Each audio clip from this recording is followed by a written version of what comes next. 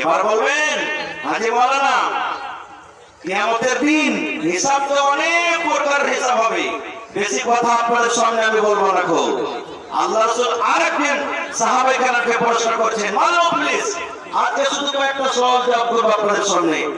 আল্লাহ রাসূল একদিন সাহাবীদেরকে বলছেন, মালুম প্লিজ, হে আমার সাহাবীরা, মুফলিস কে, গরীব কে? সুবহানাল্লাহ। এবার সাহাবায়ে কেরাম বললেন, ইয়া রাসূলুল্লাহি লা দিরহাম ওয়ালা দিরহামা, যার কাছে টাকা নাই, যার কাছে পয়সা নাই গো নবীজি, সে হলো গরীব। আমরা গরীব কাকে বলি? যার কাছে টাকা পয়সা নাই। আর এই জামানাটা এমন হয়েছে ভাই, যে যার টাকা নাই, পয়সা নাই, ওর কোনো ইজ্জত সম্মান নাই। আছে না নাই? বিচারে বসে দেখবেন, তাও একটা ধনী লোক একটা গরিব লোক যদি বিচার হয়ে যায়, যে কোনো বিচার হোক, এখন বেশিরভাগ মুখ দেখে বিচার হবে। মুখের বেটা, সরপঞ্চের বেটা, মুরবির বেটা, হাজির বেটা, জমিদারের বেটা, ওর দিক থেকে যদি খেলাপে কথা কহি ঠিক আমাকে বেড়ে ফেলে দেবে। ও ভুল পথে আছে, তাও দেখবেন ওদিকে ফেসলা করবে। আর একটা গরিব এই টাকা ছেড়ে পারলে না, কেন্দে কেন্দে কেন্দে কোটি কোন রকম লোকজনকে জমা করেছে, কিন্তু গরিব টাকা দিতে পারলে না, মাল নাই, যার কারণে বিচারি হেরিয়েছে। এরে মুসলমান, একটা হাদিসের কথা শুনেন বন্ধুরে। আল্লাহ রাসূলের জামানাতে এক মহিলা চুরি করেছিল। মহিলাটা কত বড় লোক, বড় খানদানের লোক। ওই বেটি ছেলেটা ধনী লোকের বেটি, ওই মেয়েটা ধনী লোকের স্ত্রী, বড় ঘরের নারী, মালদার ঘরের বেটি। চুরি করেছে, চুরিতে কিন্তু ধরা পড়ে গেছে। বড় ঘরের বেটি চুরি করেছে, চুরিতে ধরা পড়ে গেছে। এবার কেস কোথায় চলে গেলেন? নবীর দরবারে। নবীর দরবারে হাজির হয়ে গেল কেস। হুজুর, ওই মুখ খানদান যা আছে গ্রামের ভিতরে, বড় লোক, বড় খানদান, ওয়ার্ডে বেটি চুরি করেছে, ধরা পড়ে গেছে। এবার শরীয়তের ফয়সালা কি? চুরি করতে গেলে কি কাটা পড়বে ভাই? জোরে বলেন, হাত কাটা পড়বে। এইবারে তখন যার স্ত্রী, যার বেটি চুরি করেছে, ওর মনে ছটপটি লেগে গেল। আরে নবীর দরবারে চলে গেছে ফয়সালা, নবী তো হাত কাটবে, ছাড়বে না। নবী তো হাত কাটবে, ছাড়বে না। আর আমরা বড় মানুষ, খানদানওয়ালা লোক, জমিদার মানুষ, আর আমাদের যদি বহু বেটি যদি হাত কাটা পড়ে, তাহলে সারা বাঁচার থেকে মরে যাওয়াটাই ভালো। ইজ্জত সম্মান কোনটা থাকবে না? এরকম করে হবে না। এক কাজ কর, নবীর কাছে পাইলে বিপাটা। এখন যেরকম চলছে না, কি নাকি আপনাদের এলাকাতে আছে? হারা বলেন না, আছে। হ্যাঁ, কিনাকিনি চলছে, যা কিনারে সব হারিয়ে গেল। তো বলছে যে নবীর কাছে পাঠা, কোন সুপারিশ করে নেওয়াকে। এবার কাকে ধরবো রে, কাকে ধরবো? নবী কার কথা শুনবে? এই করতে করতে নবীর একজন বানার বেটা ছিলেন, যার নাম হলো যায়েদ বিন হারিসা রাদিয়াল্লাহু তাআলা আনহু। যায়েদ নবী সাহেবকে বেটা বানাচ্ছিলেন। এবার বলছেন যে নবী সাহেব ওকে খুবই ভালোবাসেন যায়েদকে। তো যায়েদকে বেটা সুপারিশ করতে আল্লাহ রাসূলকে যদি বলেন, তো মনে হয় কথাটা মেনে নেবে। এবার ওর খানদানের লোক সব দিয়েছে যায়েদকে, বলছে যায়েদ একটা কাজ করতে পারবে? বলছে কি? বলছে আরে আমাদের খানদানের মেয়ে ছেলেরা চুরি করে ধরা পড়েছে, নবীর দরবারে কেস চলে গেছে, নবী হাত কেটে দিবেন, ফয়সালা হলো শরীয়তের এটা।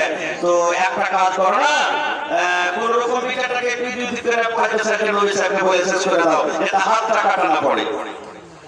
যায়েদ রাদিয়াল্লাহু তাআলা বলেন, ঠিক আছে দেখি যা আল্লাহ রাসূল শুনছেন কিনা। এবার চলে গেলেন। যাওয়ার পর বলছেন, আল্লাহ রাসূল একটা কথা বলবো।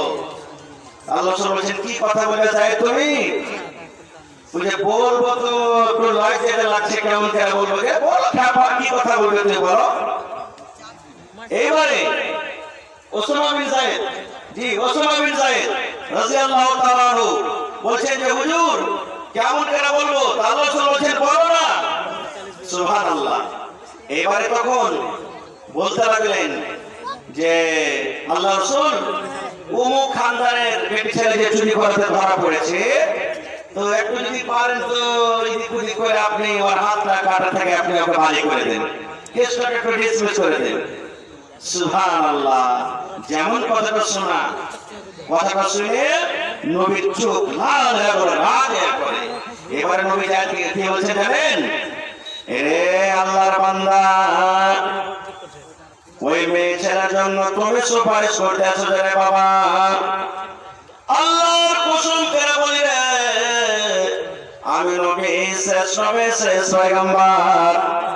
আমার মেয়ে ফাতেমা যদি চুরি করতো, নবী বলছেন আমার বেটি যদি ফাতেমা চুরি করতো আর চুরিতে যদি ধরা পড়তো, আমি নবী তাকে রেহাই করতাম না, রেহাই করতাম না। আমি নবী তার দুখানা হাত আমি কেটে নিতাম। তুমি সুপারিশ করতে চাইছো, তোমার সুপারিশ করা চলবে না, এই জন্য তুমি চলে যাও। আল্লাহর কসম করে বলি, আমার কলিজার টুকরা ফাতেমা যদি চুরি করে আর চুরি যদি ধরা পড়ে যায়, আমি দয়ার নবী তার হাত আমি কাটবো, তাকে আমি ছাড়বো না। এগুলো হলো কি ইনসাফ ফয়সালা। তো রাসূল বলছেন, এ আমার সাহাবী শুনে আমার মুখলিস, মুফলিসকে গরিবকে কিয়ামতের দিন সাহাবায়ে কেরাম বললেন, ইয়া রাসূলুল্লাহ লা দিরহামা ওয়ালা দিরহামা। আল্লাহ রাসূল যার কাছে টাকা নাই, যার কাছে পয়সা নাই, সে হলো গরিব। দয়া রাসূল বলেন, সাহাবী রে, সে গরিব নয় রে বাবা, সে গরিব নয়। কিয়ামতের দিন ওই লোকটা হলো গরিব, ওই লোকটা হলো ফকির। কিয়ামতের দিন যার কাছে নামাজের নেকি আছে, যার কাছে রোজার নেকি আছে, যার কাছে হজের নেকি আছে, যার কাছে তেলাওয়াতের নেকি আছে, যার কাছে রোজার নেকি আছে, যার কাছে দানের নেকি আছে, এত এত নেকি থাকা সত্ত্বেও লোকটা গুনার বোঝা নিয়ে জাহান্নামের আগুনে যাবে। একদিকে নামাজ পড়েছে, নামাজের নেকি আছে, একদিকে হজ করেছে, হজের নেকি আছে, একদিকে রোজা করেছে, রোজার নেকি আছে, একদিকে তেলাওয়াত করেছে, তেলাওয়াতের নেকি আছে, একদিকে দান করেছে, দানের নেকি আছে। একটু একটু নেকি থাকা সত্ত্বেও ওই লোকটা কিয়ামতের দিন গুনার বোঝা গুনার পর নিয়ে জাহান্নামের আগুনে যাবে। রাসূল বলেন, কিয়ামতের দিন এটা হলো সব থেকে গরিব, এটা হলো সব থেকে ফকির, ইয়ার থেকে গরিব কিয়ামতের দিন আর কেউ হবে না। সাহাবায়ে কেরাম বললেন, ইয়া রাসূলুল্লাহ কেমন কথা বলছেন গো নবীজি? একটা লোক নামাজ পড়বে, নামাজের নেকি আছে, একটা লোক রোজা রাখবে, রোজার নেকি আছে, একটা লোক তেলাওয়াত করবে, তেলাওয়াতের নেকি আছে, একটা লোক দান করেছে, দানের নেকি আছে। এত এত নেকি থাকা সত্ত্বেও লোকটা কেমন করে জাহান্নামের আগুনে যাবে? লোকটা কেন জাহান্নামে যাবে? লোকটা কোন কারণে জাহান্নামের আগুনে যাবে? একটু দয়া করে বলে দেন। এবার দয়া রাসূল বলেন, সাহাবীরা লোকটা কেন জাহান্নামের আগুনে যাবে রে বাবা? তাহলে শুনে নাও। আল্লাহ রাসূল বললেন, ও আমার উম্মতের দল, একটা লোক নামাজ পড়েছে, নামাজ পড়ার জানি কি হয় আল্লাহ তাকে দান করেছেন, কিন্তু ওই নামাজি লোকটার মুখ দিয়ে কোনোদিন ভালো কথা বের হতো না। লোকের পরে জুলুম করত, লোকের পরে অত্যাচার করত, লোকের আইল দাবিয়ে খেয়ে নিত। এবার যার আইল দাবিয়ে খাইতো, যে লোকটা করে জুলুম হইতো, তার সাথে লড়তে পারত না, তার সাথে ঝগড়া করতে পারত না। এবারে ওই গরিব লোকটা আল্লাহ রাব্বুল আলামিনের দরবারে বিচার দিয়ে দিবেন, মাবুদ রে আমি তার মোকাবিলা করতে পারবো না, আল্লাহ হাজির মোকাবিলা করতে পারবো না, ওই মাওলানার মোকাবিলা করতে পারবো না, আল্লাহ মন্ডলের মোকাবিলা করতে পারবো না, আল্লাহ মুখে সারপঞ্চের মোকাবিলা করতে পারবো না। আল্লাহ তুমি ফয়সালা করনে ওয়ালা, আল্লাহ তুমি ফয়সালা করে দাও। আল্লাহ দরবারে ঘুষ চলবে না, আল্লাহ দরবারে সুপারিশ চলবে না। পরিমাণ বরাবর আল্লাহ রাব্বুল আলামিনের দরবারে ইনি প্রত্যেক নাই অন্যায় হবে না। এবারে যখন আল্লাহর দরবারে বিচার দিয়ে দিলেন, আল্লাহ তার বিচারটাকে কবুল করে নিয়েছেন। এবার যেদিন কিয়ামতের দিন আল্লাহ রাব্বুল আলামিন বিচারের কাজ করাতে ওই লোকটাকে দাঁড় করাবেন, ওই মাওলানাকে দাঁড় করাবেন, ওই মুখিয়াকে দাঁড় করাবেন, ওই সরপঞ্চকে দাঁড় করাবেন, ওই মন্ডলকে দাঁড় করাবেন, ওই নবীকে দাঁড় করাবেন, হাজীকে দাঁড় করাবেন। এবার যখন হিসাব কিতাব হয়ে গেল, লোকটা যখন জান্নাতের দিকে হাঁটতে লাগবে, এবার দুনিয়াতে যার পরে জুলুম অত্যাচার করা হয়েছে, ওই লোকটা দৌড়াতে দৌড়াতে দৌড়াতে দৌড়াতে আল্লাহর দরবারে আসবেন, বলবেন রব্বুল আমিন, আল্লাহ দুনিয়াতে তোমাকে ফয়সালা দিয়েছিলাম, আল্লাহ তুমি আজকে আমাকে ইনসাফ করে দাও, আল্লাহ তুমি ফয়সালা করে দাও, আল্লাহ তুমি বিচার করে দাও। আল্লাহ দুনিয়াতে বিচার করার আমার ক্ষমতা ছিল না, আমাকে কেউ বিচার করে দেয়নি।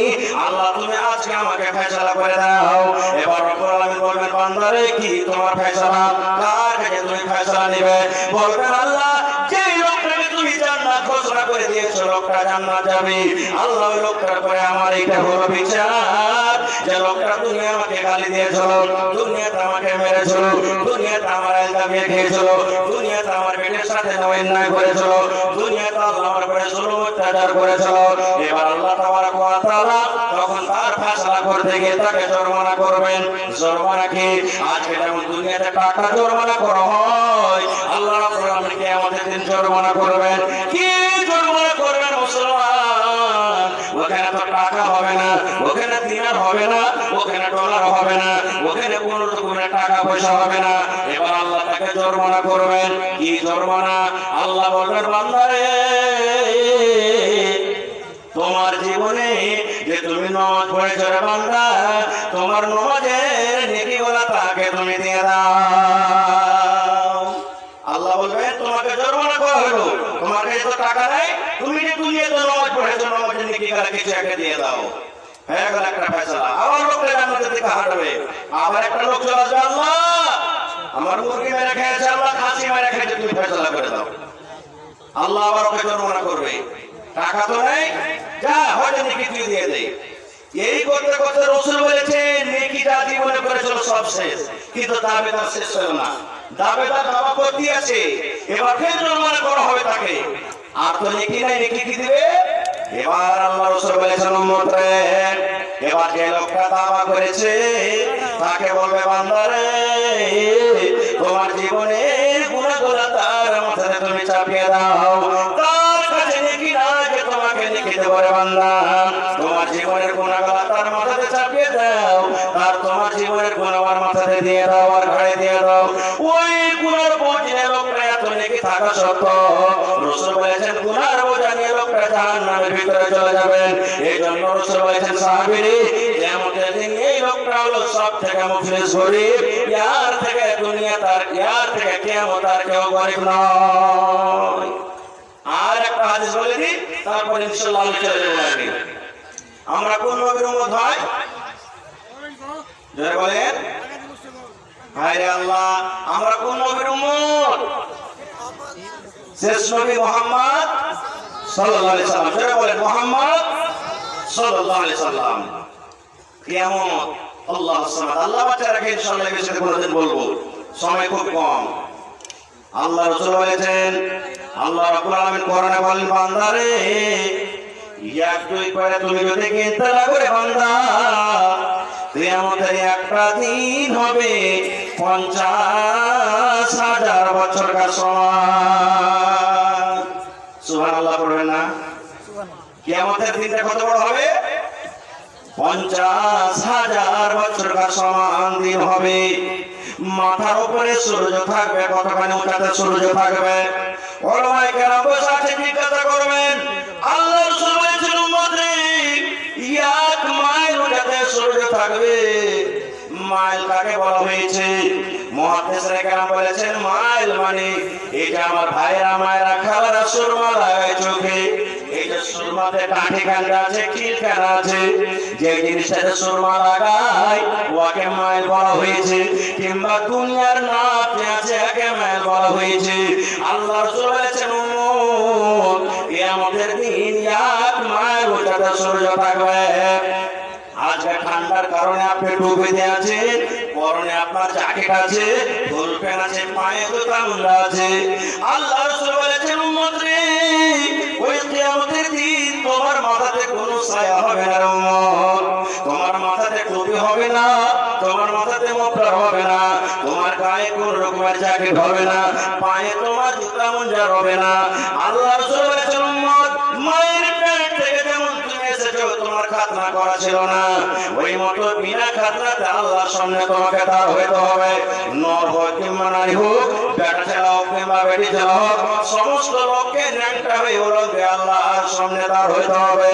যখন কথাটা বলা আল্লাহ নবীর স্ত্রী মা আয়েশা রাদিয়াল্লাহু তাআলা আনহা মুখ কাটা গেল, যার কারণে কুমা ভাবে ঘুরিয়ে নিলেন আর ঘুরিয়ে নেওয়ার পর বলছেন ইয়া রাসূলুল্লাহ কেমন কথা বলছেন গো দয়ার নবী ওখানে পেটে ছেলে আর পেটে ছেলে উলঙ্গ হয়ে থাকবে নর নারী উলঙ্গ হয়ে থাকবে কেমন করে নিজের ইজ্জতটাকে ঢাকবো গো নবীজি নিজের শরমটাকে কেমন করে ঢাকবো কেমন করে পর্দা করবো গো নবীজি এইবারে নবী বলছেন আয়েশা রে কিয়ামতের দিনটা এমন হবে আয়েশা কিয়ামতের দিনটা এমন কঠিন দিন হবে কিয়ামতের দিনটা এমন ভয়ঙ্কর দিন হবে ও আমার বিবি আয়েশা শুনুন বাচ্চা মায়ের পেটে রয়েছে ওরে আল্লাহ মায়েরা খালারা জানে বাচ্চা যখন দুনিয়াতে আসে হায়রে মায়ের কষ্ট হাও মাও করে মা কত চিৎকার করে এক একটা যখন ব্যথা আসে মা এটাই মনে করে আল্লাহ রে মরে যাওয়ার ভালো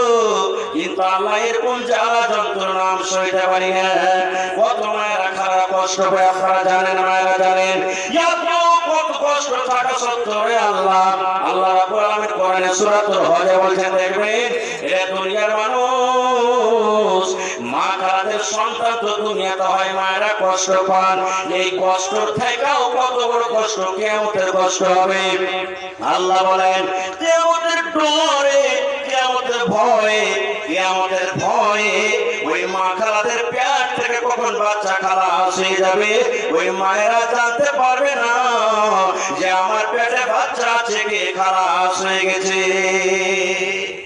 এত কঠিন আপনারা বলেন এই যে সামনে রোজা আছে কয়েক মাস পর রোজার দিনে যেদিন দিনটা করা হয় সেদিন এমন মনে হয় যে কিছু খাবো না 2-4-5 গ্লাস 10 গ্লাস চা আছে শুধু শরবতই পান করবে এরকম হইতে হয় না এরকম হইতে হয় না ভাই যারা পিছনে আছেন ভাই সামনে চলেছেন ভাই সাইড দিয়ে মেহরবানি করে আর যারা পাশে আছেন পৌঁছে যান একটু মেহরবানি করে তো ভাই আমার কাছে যাও এই রমজান মাসে রোজার দিনে যেদিন একটু দিনটা করা হয় পানি কর্ম হয় না জোরে বলেন হয় কি হয় না ইফতারি করতে যাবেন সুবহানাল্লাহ আপনাকে নাস্তা দিয়েছে খাওয়ার মনে হবে না পানি খেয়ে চলে যাবেন এরকম হয় ওরে আল্লাহ রাসূল বলেছেন উম্মত রে ওই কিয়ামতের দিন ওরে সুবহানাল্লাহ মাথার উপর সূর্য এই রাতে ঠান্ডা লেগে যায় শীত লেগে যায় উপরে টেন লাগা হয়েছে এগোতো আসমান থাকবে না টেন থাকবে না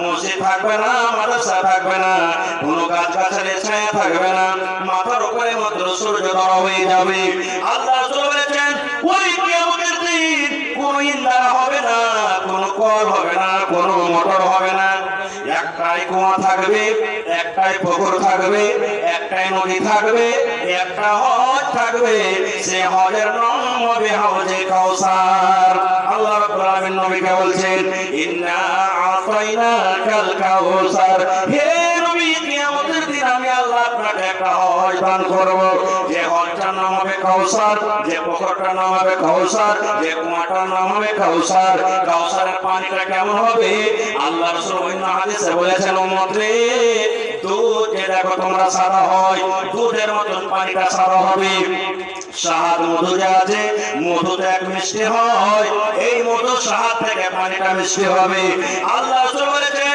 দুনিয়াতে আমরা দিনের গ্লাসে স্টিলের গ্লাসে কাঁচের গ্লাসে আমরা খাই পানি পান করি আল্লাহ রাসূল বলেছেন উম্মত রে আল্লাহ তাবারক ওয়া তাআলা কিয়ামতের দিন নবীকে হজ দান করবেন হজের কাঁদারে সোনা এবং চাঁদির কাটরা থাকবে পানিটাকে পান করাবে আমার আপনার দয়ার নবী পানি পান করাবেন পানির গুণ কত হবে আল্লাহ রাসূল বলেছেন উম্মত রে আমি নবী আমার উম্মতকে এক গ্লাস পানি ধরিয়ে দিব ওই এক গ্লাস পানি যখন পান করা হয়ে যাবে উম্মত জান্নাত যাওয়া পর্যন্ত আমার উম্মতকে কিন্তু আর পিপাসা লাগবে না 50,000 বছরকার সমান দিনে আর তাকে পিপাসা লাগবে না এত পানির গুণ হবে কিনা ভাই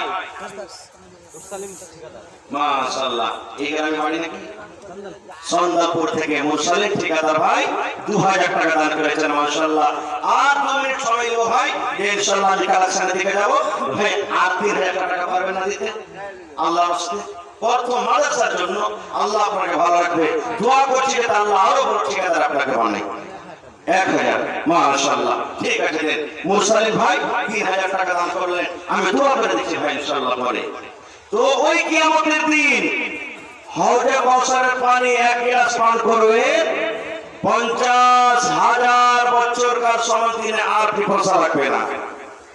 কার হাতে পানি পান করতে হবে? কে পানি পান করাবেন? জয় বলেন, নবীজি পানি পান করাবেন। আচ্ছা বলেন তো, মনে আশা লাগে না যে নবীর হাতে পানি পান করব? আকাঙ্ক্ষা হয় না? হ্যাঁ না বলে? আশা আছে যে নবীর হাতে পানি করব। আল্লাহ একদিন সাহাবীকে বলছেন, সাহাবী রে, যে আমার উম্মত হবে নবী, আমি কিয়ামতের দিন তাকে হাউজে কাউসারে পানি পান করাবো। একজন সাহাবী তখন প্রশ্ন করে দিলেন, ইয়া রাসূলুল্লাহ, কেমন করে আপনি নিজের উম্মতকে চিনতে পারবেন গো নবীজি? ওখানে মুসা নবীর উম্মত, ওখানে আপনার উম্মত, ওখানে ইদ্রিস নবীর উম্মত, ওখানে ইউসুফ নবীর উম্মত, ওখানে দাউদ নবীর উম্মত, ওখানে ইলিয়াস নবীর উম্মত। দুনিয়াতে যত নবী এসেছেন সমস্ত নবীর উম্মত এক জায়গাতে জড়ো থাকবেন। নবী গো, কেমন করে আপনি নিজের উম্মতকে চিনতে পারবেন? কেমন করে নিজের উম্মতকে চিনে আপনি ওই কিয়ামতের দিন হাউজে কাউসারে পানি পান করাবেন? হুজুর, কেমন করে আপনি নিজের উম্মতকে চিনবেন? রাসূল উদাহরণ দিয়েছেন। রে আমার সাহাবী, শোনো তো, একটা লোকের ঘোড়া আছে, সমস্ত ঘোড়া হলো কালো। ঘোড়ার রং কি? জোরে বলে, কালো। 200, 300, 400, 500 যত ঘোড়া থাক, সমস্ত ঘোড়ার রং হলো কালো। আর একটা লোকের ঘোড়া আছে চিৎকাবরা। চিৎকাবরা বুঝেন? চক্রা পোখরা যাকে আমরা বলি, বুঝতে পারছেন তো? চক্রা পোখরা ঘোড়া দৌড়াতে দৌড়াতে কালো ঘোড়ার মধ্যে যদি ঢুকে যায়, তো রাসূল বলছেন কালো ঘোড়ার ভিতরে ওই চক্রা পোখরা ঘোড়াটা চিনতে পারা যাবে না? হ্যাঁ বলে, যাবে না? যাবে। দয়ার রাসূল বললেন, ও আমার সাহাবীরা, তোমরা শুনে নাও, ওই কিয়ামতের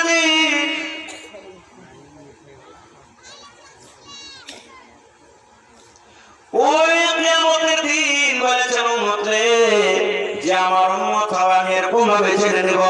কেমন করে চিনব? রাসূল বলেছেন যে আমার উম্মত হবে 5 ওয়াক্ত নামাজ আদায় করবে, 5 ওয়াক্ত নামাজ পড়বে। আর 5 ওয়াক্ত নামাজ পড়তে গেলে ওযু করতে হবে, বিনা ওযুতে নামাজ হবে না। আল্লাহ রাসূল বলেছেন উম্মত ওযু করতে গেলে হাত ধুতে হবে, ওযু করতে গেলে চেহারা ধুতে হবে, ওযু করতে গেলে পা ধুতে হবে। এই ওযুর জায়গাগুলো যে মতো সূর্য আকাশে ঝলমল করে জ্বলে, এই যে হেলাজন দেখেন জ্বলে, এই মার্কারি দেখছেন জ্বলে, এই মতো কিয়ামতের দিন আল্লাহ রাসূল বলেছেন যারা আমার উম্মত হবে ওযুর জায়গাগুলো ঝলমল ঝলমল করে জ্বলবে, ওযুর জায়গাগুলো ঝলমল ঝলমল করে চমকিবে। আমি তখন জানতে পারবো এই কিয়ামতের দিন যত রব ঝলমল ঝলমল করে জ্বলছে, যার চেহারা জ্বলছে, হাত জ্বলছে, পা জ্বলছে, ঝলমল ঝলমল করে চমকিছে, এবার হলো আমার উম্মত। আমি কিয়ামতের দিন নবী ডেকে সমস্ত লোককে নিজের হাতে হাউজে কাউসারে পানি পান করাবো। যে আমার উম্মত হবে, যে আমার উম্মত হবে, আমি ঝলমল ঝলমল করে চমকিবে, ওই জানতে পারবে হলো আমার নবীর উম্মত। আচ্ছা বলেন তো, আল্লাহ রাসূল কি বললেন কথাটা? যে যারা নামাজের জন্য ওযু করবে ওযুর জায়গা গলা চমকিবে, নাকি? ওযুর জায়গা চমকিবে। এবার যারা নামাজ পড়বে না, ওই ভাইরা কি ওযু করে? যারা ওযু করে, ওযু করে না। এবার যারা ওযু করে না, কিয়ামতের দিন ওরকে ওযুর জায়গা গলাকে চমকিবে? চমকিবে না। আর না চমকিতে গেলে নবীজি খুঁজে পাবেন? পাবেন না। আর খুঁজে না পেতে গেলে হাউজে কাউসারের পানি পান করতে পারবেন? হায় আল্লাহ, তাহলে তো কঠিন হয়ে গেল ভাই। হ্যাঁ, তাহলে কিয়ামতের দিন হাউজে কাউসারের পানি পান করতে গেলে আমলের অনেক প্রকার আছে, তার মধ্যে একটা হলো 5 ওয়াক্ত নামাজ। ভাই আমার, ভাইরা খালারা, জীবনে শরাব পান করছেন, নামাজ পড়েন। জ্বর দেখাচ্ছেন, নামাজ পড়েন। আপনি গুটখা খাচ্ছেন, নামাজ পড়েন। সিগারেট বিড়ি টানছেন, নামাজ পড়েন। জেনা করছেন, নামাজ পড়েন। চুরি করছেন, নামাজ পড়েন। দুনিয়ার কোন আমল করেন, কিন্তু নামাজ ছাড়েন না, নামাজ পড়েন। কেন? আল্লাহর কোরআন বলেন, ইন্নাস সালাতা তানহা আনিল ফাহশাই ওয়াল মুনকার।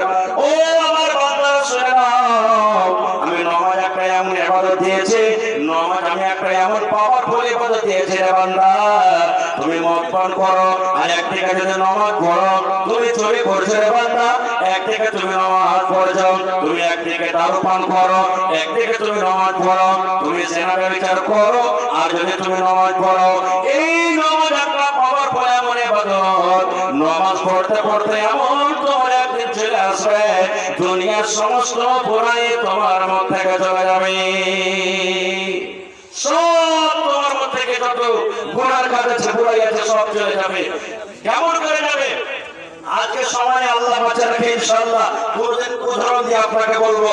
তবে ভাই জান্নাতে যাওয়ার মধ্যে আর একটা কিন্তু আমল আছে। আচ্ছা বলেন তো, আপনি যে জায়গাতে জমিন বাড়ি বেঁধে আছেন ওই জায়গাতে আপনার বাড়িতে খাতে আছেন নাই কেওয়ালা জমিনের?